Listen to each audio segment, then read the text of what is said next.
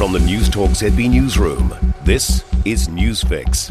In this update, the Prime Minister's looking to the east as he vows to focus his foreign policy agenda on China and India next year.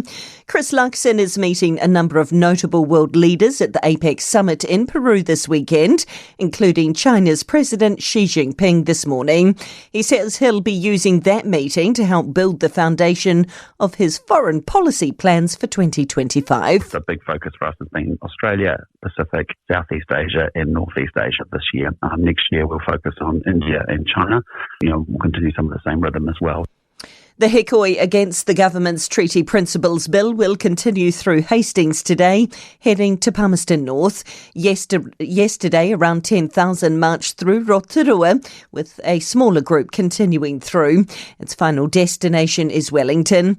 Auckland University Māori Studies Professor Margaret Mutu says it's been a large peaceful march which has shown unity. But if you look at the hikoi has a very large number of Pākehā in there. There are also Pacific Islanders, Asians.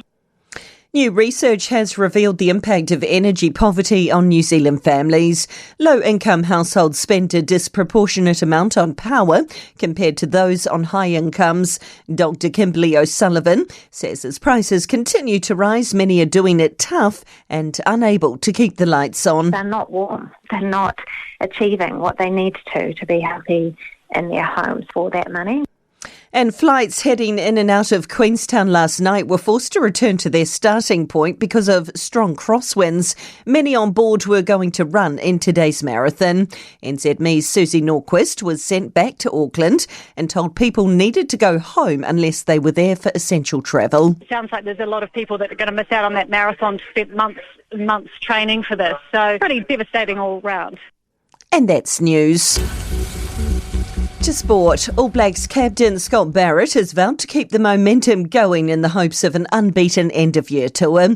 They've signed off preparations for tomorrow's test against France, with their captains run overnight and at their training base for the week in Paris. Barrett says they'll have to keep building. Hugely important, I think, if I reflect on my what I hope would have been a successful tour at the start of this would have been if we improved and got better each week, and we certainly have to be better this week.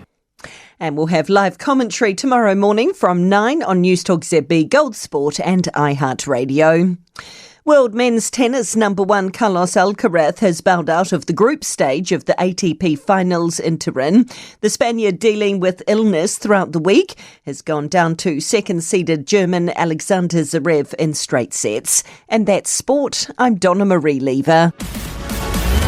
For more news, listen to Newstalk ZB live on iHeartRadio.